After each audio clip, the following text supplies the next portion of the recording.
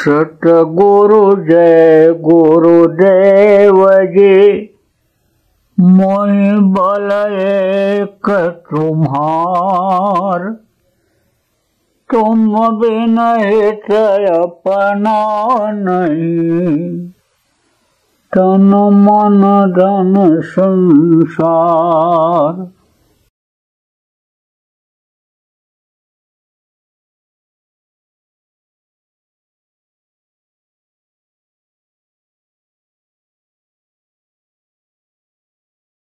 तो देखो प्रेम, यह अमावस्या पूर्णिमा, ये जो बातें हैं ये क्या बताते हैं कि 1 महीना उम्र आपकी खत्म हो गई, 15 दिन उम्र आपकी खत्म हो गई। ये जो साल बदलता है ये क्या बतलाता है?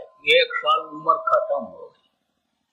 बहुत से लोग तो अपने लड़के का जन्मदिन मनाते हो, 5 साल का हो गया, आज उसका जन्मदिन है, पूरी मिठाई बनाओ, खाओ, खिलाओ, जश्न मनाओ, खुशी मनाओ। मेरा बेटा बढ़ रहा है, लेकिन बढ़ नहीं रहा है, घट रहा है। तो आज पूर्णिमा के दिन आपको इस बात को सोचना चाहिए कि आपकी उम्र पिछले पूर्णिमा से लेकर और आज तक के पूर्णिमा का 1 महीना आप ये समझो कि उम्र खत्म हो गई, सांसों की पूंजी आपकी खत्म हो गई। अब आप ये सोचो कि 1 महीने के अंदर हमने कितने श्वास लिए, और ये जो श्वास लिए इन श्वासों को हमने कहाँ खर्चा किया, किस काम में खर्चा किया? खाने में, पीने में, मौज मस्ती में, निंदा अपमान में, मार काट में, धन कमाने में, वैभव कमाने में कहाँ खर्चा किया? दुनिया के उन कामों में खर्चा किया कि जो आपके लिए कोई काम आने वाली चीज नहीं। आखिरी वक्त पर कोई चीज काम आती है? कोई काम नहीं। धन दौलत परिवार कोई काम नहीं आता। वही महल जो बनाता रहता है, घर आदमी बनाता रहता है, उसी से आखिरी वक्त पर निकाल बाहर कर देते हैं। जवान लड़का खड़ा, रिश्तेदार खड़े, पड़ोस के लोग खड़े, कोई मदद कर पाते हैं? अब आप सोचो कि जिस काम के लिए मनुष्य शरीर मिला वो काम हमने कितना किया। चलो ठीक है, सुबह का भूला शाम को घर अगर वापस आ जाए तो कहते हैं भूला नहीं कहलाता है। जो गया सो गया, अब आगे की सुध ले, अब आगे की सुध ले लो कि भाई जो हमारे सांसों की पूंजी बची है उससे हमको अपना काम करना है। इस जीवात्मा को परमात्मा तक पहुंचाना है, अपने घर अपने वतन मालिक के पास जाना है। यह लक्ष्य, यह उद्देश्य आप प्रेमियों अब भी बना लो, तब भी कोई दिक्कत नहीं। अब इसमें वादा मत करना, ये मत सोचना प्रेमियों, ये भी बता देते हैं आपको कि भाई अभी तो हमारी जवानी है, खाने पीने की मौज मस्ती की उम्र है, बुढ़ापा जब आएगी तब हम भजन भाव भक्ति करेंगे। अभी तो हम गृहस्थी को सुलझा लें, अभी तो हम कोई धन कमा लें, अभी हम नाम कमा लें अपना। अगर इसी में लगे रह गए, इसी को सोचते रह गए, तो आदमी की इच्छाएं हो गई अनंत, बहुत इच्छाएं बढ़ गई। इच्छा कभी पूरी नहीं होगी। तो जब आप सोचोगे हम ऐसा कर लें, वैसा आप कर ही नहीं पाओगे। आप कहोगे धन कमा लें, आप कहोगे हमारे पास 1000 है, हम लाख कमा लें, करोड़ कमा लें, फिर हम इसमें लगेंगे। तो जब करोड़ कमा लोगे तब अरब खरब की इच्छा होने लगेगी, और जब अरब खरब हो जाएगा तब मन कहेगा कुबेर का खजाना हमको मिल जाए। जब आप ये कहोगे कि हम नाम कमा लें, इस पद पर पहुंच जाएं, उस पद पर जब पहुंचोगे तो ऊंचे पद की इच्छा होने लग जाएगी। आप ये कहो कि हम गृहस्थी को सेट कर लें और फिर यानी समझो कि हम इस काम में लगें, भजन भाव भक्ति में लगें, तो गृहस्थी आज तक किसी की सेट हुई? आज तक तो गृहस्थी किसी की सेट हुई ही नहीं। और जितना ही इसको सुलझाता है आदमी, उतना ही इसमें उलझता चला जाता है। कारण क्या है? असली चीज को वही छोड़ दिया। जो पहले लोग यानी कमाते थे, जो पहले लोग हासिल करते थे पहले के युगों में, उस चीज को आदमी ने छोड़ दिया। पहले के युगों में क्या था? जो इच्छा कीन्ही मन माही, हर प्रताप कर दुर्लभ नाही। जिस चीज की इच्छा करता था वो इच्छा पूरी हो जाती थी दुनिया की। आप ये समझो, तो उस वक्त परीक्षा कैसे पूरी होती थी? जब अणुमा गणुमा महिमा लगमा सिद्धियां प्राप्त हो जाती थी, जब आप ये समझो कि कामधेनु कल्प वृक्ष की प्राप्ति हो जाती थी, रिद्धि सिद्धि की प्राप्ति हो जाती थी, जब प्रभु का दर्शन हो जाता था तो समझो कि सब सुलभ हो जाता था। आप ये समझो कि जिसने पैदा होने के पहले माँ के स्तन में दूध भर दिया कि माँ के स्तन में दूध भर दो, बच्चा पैदा होगा तो तुरंत उसको दूध की जरूरत पड़ेगी, जो ऐसी व्यवस्था करता है, आप तो समझो उसको तो भूल गए। आप तो बस यही सोचते मैं करूंगा तभी होगा, ऐसा होगा वैसा होगा, अपना खुद को अपना समझने लग गए। इसलिए उसको समझने की जरूरत है जो सबकी व्यवस्था करता है, सबको देता है। अजगर करे न चाकरी, पंछी करे न काम, दास मलूका कह गए सबके दाता राम।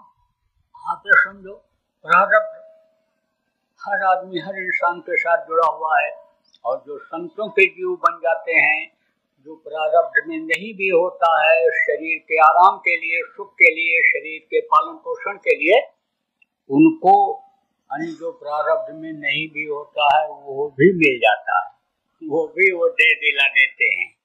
तो आपको प्रेमियों चिंता नहीं करनी चाहिए। तो आप ये समझो कि आज के दिन इस बात को जरूर आपको सोचना चाहिए कि भाई इस वक्त पर समय के अनुसार, कलयुग के अनुसार किसी की जिंदगी का कोई भरोसा नहीं है। आदमी घर से निकले, कोई गारंटी है कि 2 घंटे के बाद ठीक ठाक वापस आ जाए? कोई गारंटी नहीं। तो आप इस बात को कैसे सोच सकते हो कि हमारी बुढ़ापा आएगी? बुढ़ापा की कोई गारंटी नहीं। आपको कोई ऐसा आदमी मिल जाए कि जो 2 मिनट में आपके शरीर को खत्म करा दे, ऐसे भी लोग होते हैं। गांव के बूढ़े ने कहा कि हमारे गांव के जवान लोग तो बूढ़े होते ही नहीं। कहा कि भाई कौन सी बूटी पिलाते हो आप, कौन सा अनाज खिलाते हो, कौन सा मेवा खिलाते हो कि जवान बूढ़े नहीं होते? बोले सब शराबी हो गए, गांव के जितने जवान थे सब शराबी हो गए। शराबी 1-2 थे, उनका साथ कर लिया, उसने सबको पिलाना शुरू कर दिया। अब वो कोई लड़ के मर रहा है, कोई कट के मर रहा है, कोई मार के मर रहा है, कोई बोतल पी के एक दूसरे के सिर पर मार करके मर जा रहा है। तो बुढ़े ने कहा हमको तो अफसोस है कि हमारा गांव उजड़ जाएगा, कोई रह ही नहीं जाएगा। जब बुढ़े सब मर जाएंगे, जवान जवानी में ही मरे चले जा रहे हैं।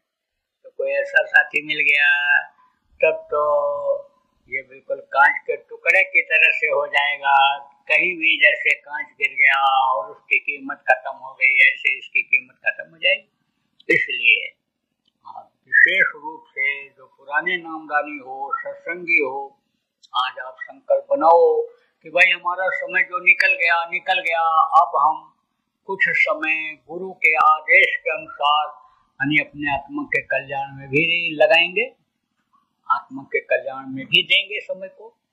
आप ये समझो प्रेमियों, गुरु महाराज कहा करते थे, गुरु महाराज के मिशन को लेकर हम भी चल रहे हैं। हम भी यही कहते हैं कि भाई 22 घंटा बहुत होता है आपके शरीर के पालन पोषण के लिए, काम करने के लिए। आप 2 घंटा अपने आत्मा के लिए निकाल लो, 1 घंटा सुबह शाम आप भजन कर लो, इबादत कर लो। आप जो लक्ष्य है वो पूरा हो जाएगा। मनुष्य जीवन यह सार्थक हो जाएगा।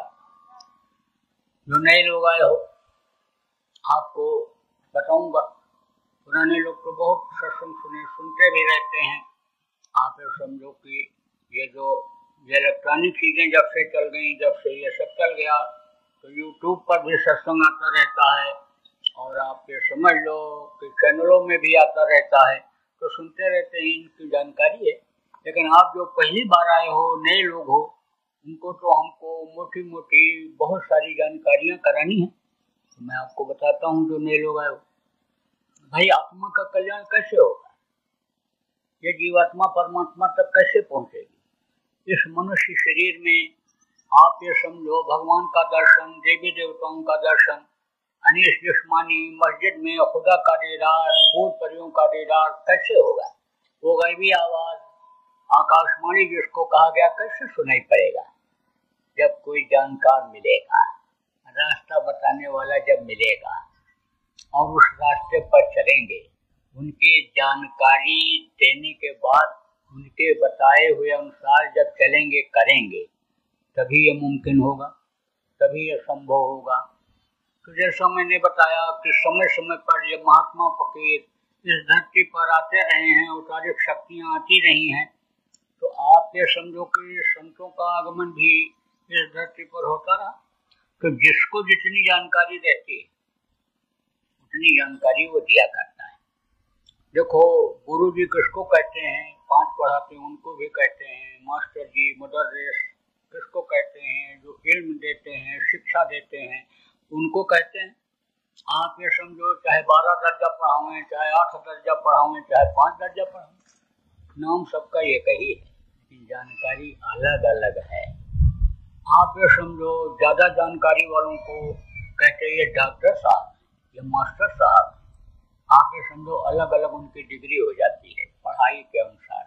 इसी तरह से संत उनको कहा गया कि जिन्होंने भेद को बताया, सदगुरु उनको कहा गया जिन्होंने लोक और परलोक बनाया, लोगों का रास्ता बताया, रास्ते पर चलाया और मंजिल तक पहुंचा भी दिया। ऐसे भी रहे हैं, हमेशा रहे हैं, इधर 700 वर्षों से तो ऐसे रहे हैं।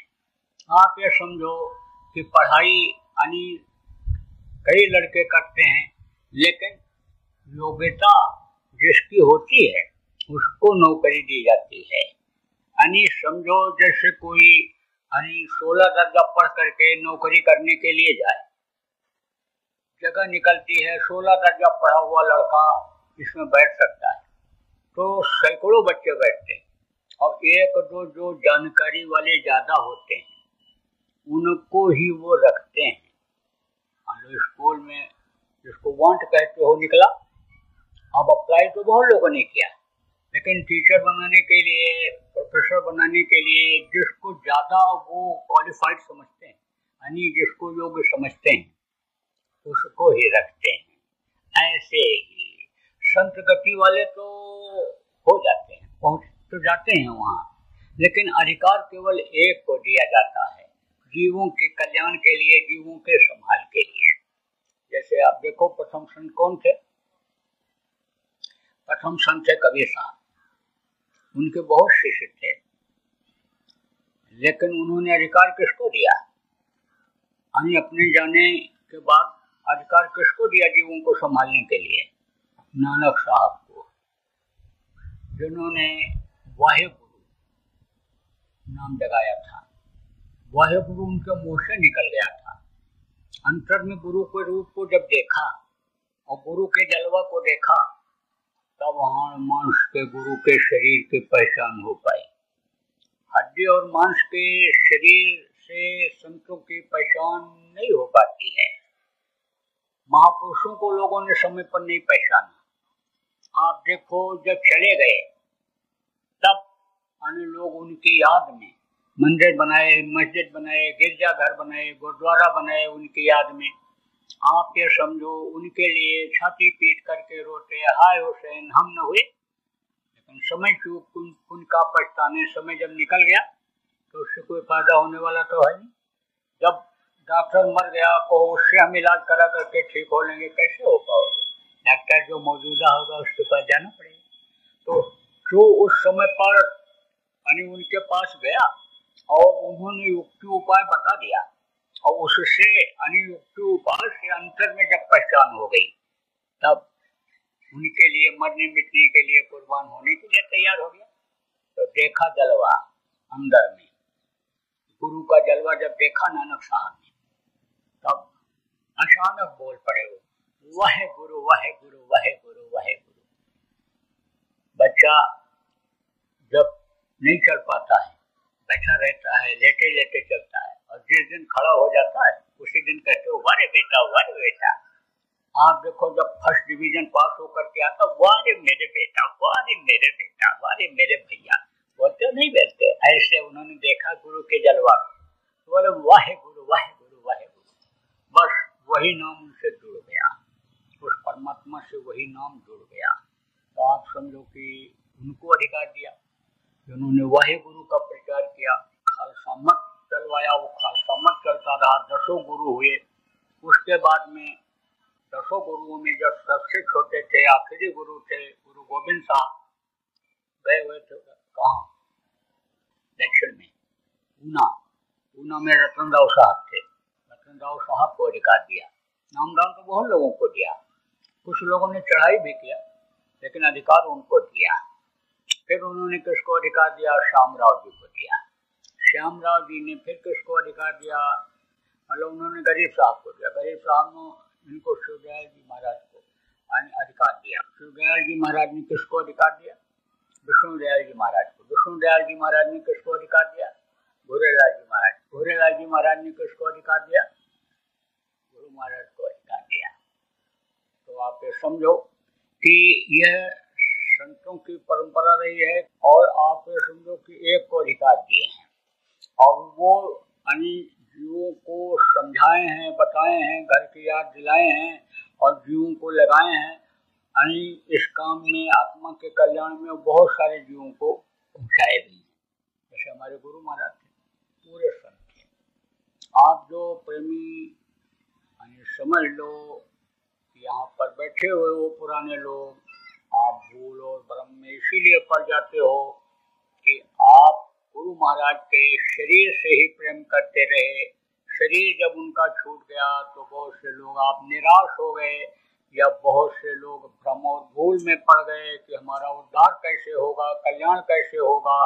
कल्याण का हमने तो कोई काम किया नहीं, कौन करेगा, क्या होगा, उसी में आप भूल और भ्रम में पड़ जाते हो।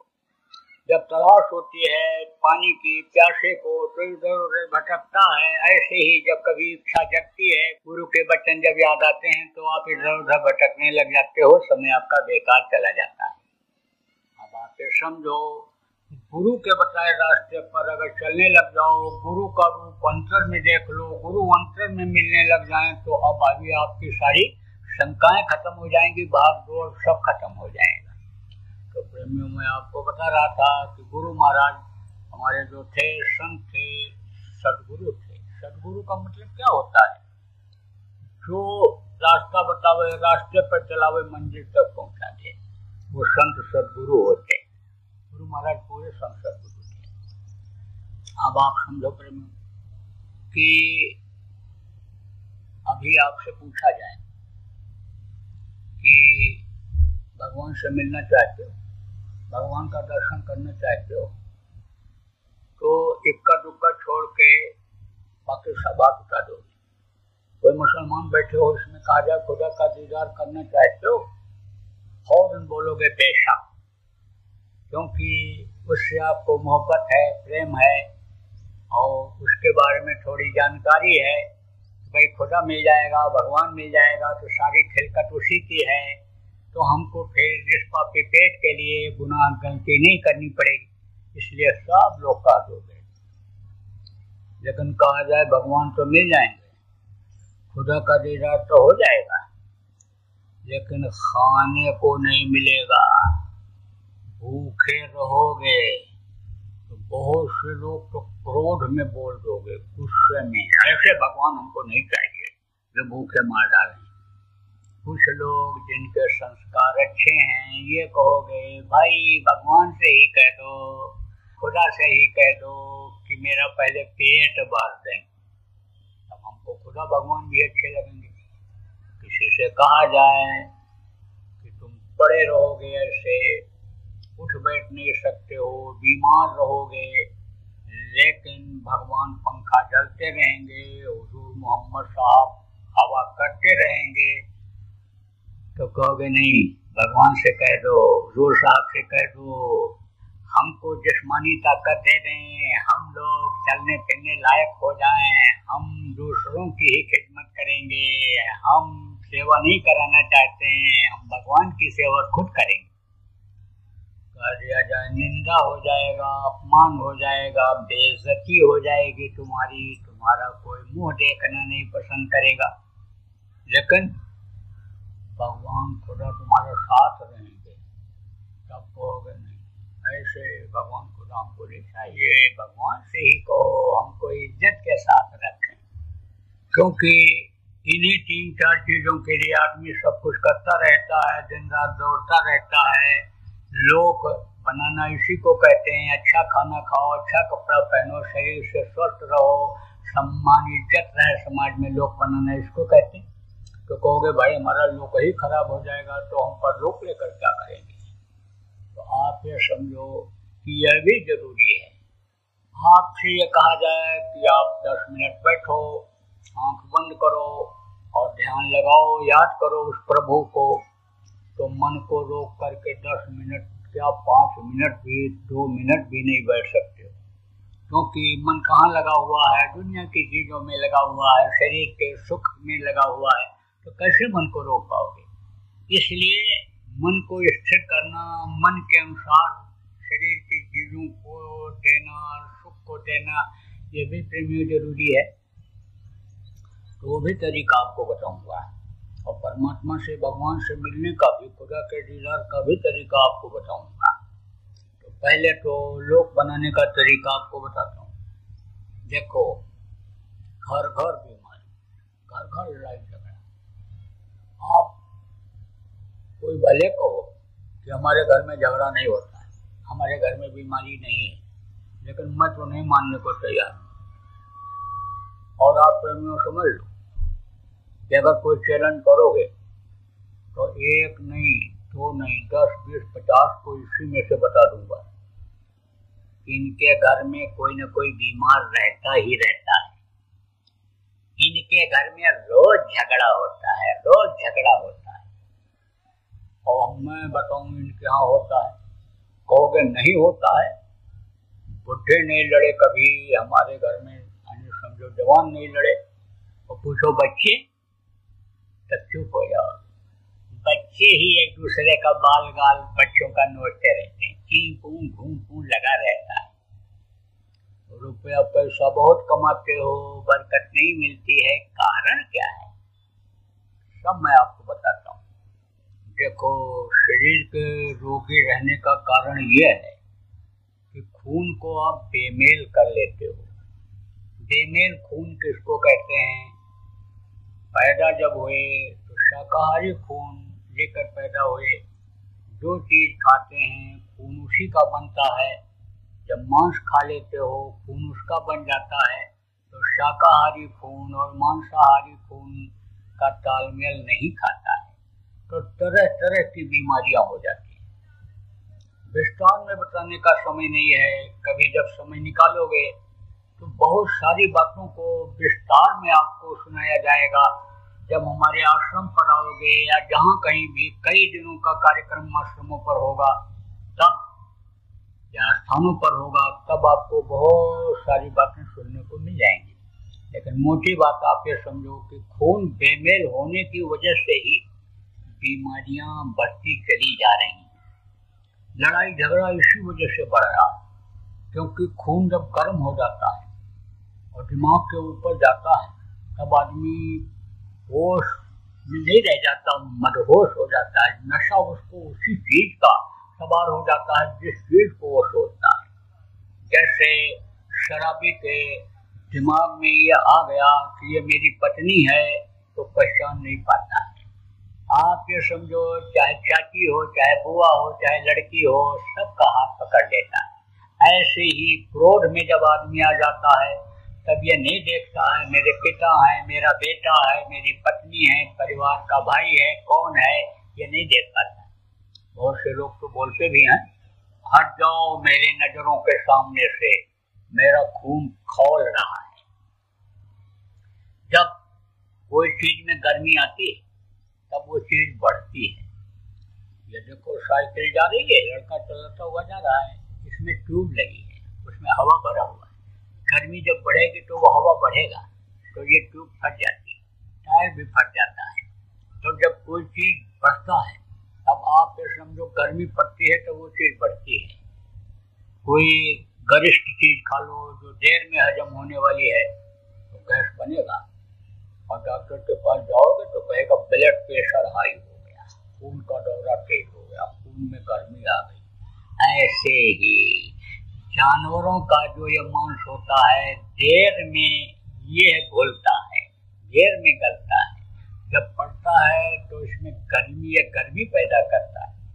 रोटी का एक टुकड़ा पानी में आप डाल दो, थोड़ी देर के बाद घुलने लगेगा और कहते हो जिसको गलना कुछ समय के बाद बस आधा एक घंटे के अंदर सब गल जाएगा, मिल जाएगा पानी। मांस का टुकड़ा डाल दो, 2 दिन नहीं गलेगा जल्दी, 2 दिन नहीं घुलेगा उसमें जल्दी। तो जब वो मांस पहुंचता है पेट में तब आप समझो गर्मी पैदा करता है, खून गर्म हो जाता है। खून गर्म हो जाता है तो अपराध कर डालता है आदमी की बात तो छोड़ो, जानवर का उदाहरण देकर आपको बताता हूँ। एक कमरे में 4 बैल बंद कर दो और एक कमरे में 4 कुत्ता बंद कर दो। बैल के लिए आप चारा डाल दो, रात भर खाएंगे, जुगाली करेंगे, गोबर करेंगे, सुबह दरवाजा खोलोगे आराम से निकल जाएंगे। और कुत्ते जिसमें हैं रोटी डाल दो, कुत्ते रोटी भी खाएंगे और रात भर भौं भां चूं चूं करते रहेंगे। सुबह जब दरवाजा खोलोगे किसी का कान कटा हुआ, किसी का पूंछ कटा हुआ, किसी के पैर से खून बहता हुआ दिखाई पड़ेगा। क्यों? क्योंकि मांसाहारी है, क्रोध जल्दी आता, नोचेंगे एक दूसरे को, काटेंगे एक दूसरे को। तो प्रेमियों, मांसा आहार मत करो, कोई भी जानवर का मांस मत खाओ, बहुत बड़ा पाप भी है। देखो कहते हैं ना कि निर्मल मन जन सो मोह पावा, मोह कपट छल न भावा। जिसके अंदर कपट होता है, छल होता है, कपट होता है, धोखेबाजी होती है, बेईमानी होती है, यानी जिसकी नीयत खराब होती है, कहते हैं हम उसको नहीं भाते हैं, वो हमको प्रिय नहीं है। भगवान कहते हैं, कहा गोस्वामी ने कि प्रभु कहते हैं, भगवान कहते हैं हम निर्मल मन को पसंद करते हैं। ऐसे ही प्रभु निर्मलता पसंद करता है। आप ये समझो आपके अंदर निर्मलता क्यों नहीं आती है? इसी वजह से नहीं आती है कि अंतःकरण आपने गंदा कर लिया, अंदर में आपने स्थान को गंदा कर लिया। देखो कितना पूजा पाठ लोग करते हैं, कितना हवन करते हैं, कितना रोजा नमाज अदा करते हैं, खैरात बांटते हैं, लेकिन सुकून मिलता है, शांति मिलती है? नहीं मिलती है। इबादत कबूल नहीं होती है। 5 वक्त नमाज अदा करते हैं लेकिन इबादत कबूल नहीं होती है। क्यों नहीं होती है? इसलिए कि मस्जिद ही गंदी है। गंदी मस्जिद से, गंदे मंदिर से आप इबादत पूजा करते हो, आप यानी मानो मंदिर को गंदा करके गंदे स्थान से उसकी प्रार्थना करते हो, गंदे हाथों से आप यानी उसकी सेवा करते हो, इसलिए वो कबूल नहीं करता है और बल्कि नाराज होकर के सजा देने लगता है। जब उसकी रूहों को, उसकी जीवात्माओं को आप सजा करते हो, मारते हो, काटते हो, तड़पाते हो और उसके मांस को खा जाते हो, तब वो नाराज होकर के सजा दे देता है। तो प्रेमियों आप समझो कि इस मनुष्य शरीर को आप साफ सुथरा रखो, इसको गंदा मत करो, नहीं तो वो पूजा उपासना कबूल नहीं होगी। अब आप ये समझो कि कहा है बुजुर्गों ने कि कम खाओ और गम खाओ। बुढ़ों के पास बैठना चाहिए जवानों को, बड़ी इल्म देते हैं, बड़ी शिक्षा देते हैं, अनुभव देते हैं, इसको शेयर कहा जाता है, अनुभव शेयर करते हैं। ऐसे ही बुजुर्ग माताओं के पास बहुओं को बैठना चाहिए, सीख लेनी चाहिए, लेकिन जल्दी कोई बैठते नहीं। अब उनकी बातों पर भी लोग गौर नहीं करते, गौर करना चाहिए। कहा कम खाओ, कम खाओगे तो बीमारी नहीं आएगी, हजम हो जाएगा आराम से। ज्यादा खा लेते हो, डॉक्टर के पास जाते हो तकलीफ में, पैसा लेने के लिए ऑपरेशन बता देता है। अब इतना डरवाता है साथ में जाने वाले लोगों को कि जान बचाने के लिए जमीन भी बिकवा देता है, गाय बैल बिकवा देता है, औरत का जेवर तक बिकवा देता है। बेटा जल्दी करो, जान जाने वाली है, जल्दी करो, पैसा जमा करो, ऑपरेशन होगा, ऑपरेशन होगा। देखो, भारत का संविधान जब बना था तब उस समय की परिस्थितियां और थी, अब बदल गई। अब उस कानून नियम के अनुसार आदमी को न्याय सुरक्षा, रोजी की यह समस्या कभी सुलझ नहीं सकती, कभी न्याय सुरक्षा मिल नहीं सकती। परिवर्तन की जरूरत है। आप देखो प्रेमियों, 50 लाख रुपया दे करके लड़का एडमिशन कराता है, किसमें? MBBS में, डॉक्टरी पढ़ने के लिए। 5 साल पढ़ाई किया, फीस जमा किया, लौट करके आया, 5 करोड़ 10 करोड़ रुपया कर्जा लेकर के नर्सिंग होम बनवाया, अस्पताल बनवाया, तो 500 रुपये के फीस से वो चलेगा? कर्जा भी नहीं भर पाएगा, ब्याज भी नहीं दे पाएगा। तो उसके पास जाओगे तो वो तो हलाल करेगा ही करेगा, तो लेटाएगा टेबल पर, पैसा भी लेगा, पेट भी फाड़ देगा। अब कोई जरूरी है कि एक बार ऑपरेशन करा लिया तो फिर ऑपरेशन नहीं कराना पड़ेगा? फिर जाओगे फिर ऑपरेशन, फिर जाओगे फिर ऑपरेशन। एक आदमी तो थक गया ऑपरेशन कराते कराते, 3-4 बार करा दिया और फिर ऑपरेशन बता दिया डॉक्टर। तब बोला डॉक्टर साहब, अब की बार ऑपरेशन करने के बाद आप सिलाई मत करना, टांका मत लगाना, चैन लगा देना, चैन, या तो बटन लगा देना, क्योंकि फिर आऊंगा तभी ऑपरेशन ही करोगे। सिलाई करते हो, पक जाता है, टांके पक जाते हैं, फिर काटना पड़ता है, तो आप बटन लगा दो और जब आऊंगा पर बटन खोल के ऑपरेशन कर दे। तो प्रेमियों, ऑपरेशन से बचना चाहिए ज्यादा से ज्यादा, क्योंकि ये जो पतली नसें आपको बताया शरीर के अंदर 72,000 हैं, ये जो कट जाती हैं, जुड़ती नहीं है, तो आप ये समझो सिस्टम शरीर के विकास का बंद हो जाता है, शरीर का सिस्टम बिगड़ जाता है। अब आप कम खाओगे तो काहे को आपको ऑपरेशन कराना पड़ेगा? आप नियम और संयम से रहोगे तो क्यों वैद्य डॉक्टर के पास आपको जाना पड़ेगा? गांव के लोग बुजुर्ग कहते हैं, खाए के मुँह ते परे उतान, 108 के फरमान, 32 माएँ 16 दाएं, तब रस बने अन्न के खाए। अब ये सब तो तरीका पहले सिखाया करते थे, भाई भोजन के बाद पेशाब करो, लेकिन खड़े खड़े नहीं, बैठ करके करो, गुर्दे की बीमारी में निजात मिलेगा। सुबह उठो, शाम का रखा हुआ पानी पियो, फिर घूमते हुए थोड़ी दूर तक चले जाओ, फिर जब लेटरिन करने के लिए बैठो, दोनों दांतों को दबा लो, मल जब बाहर हो जाए मुंह खोल दो, दांत मजबूत होंगे। बहुत सारी चीजों को सिखाते थे बुजुर्ग लोग, लेकिन हम बुजुर्गों के पास, बुढ़ों के पास बैठते नहीं लोग। अब तो बस हाय पैसा, हाय पैसा, हाय कमाई, हाय कमाई। विदेशों में तो देखो, जैसे छोटे बच्चे थोड़े बड़े हुए बस छोड़ देते, जाओ तुम अपना कमाओ खाओ करो जो इच्छा हो, बस वो लग जाते हैं दिन रात उसी पेट के चक्कर में।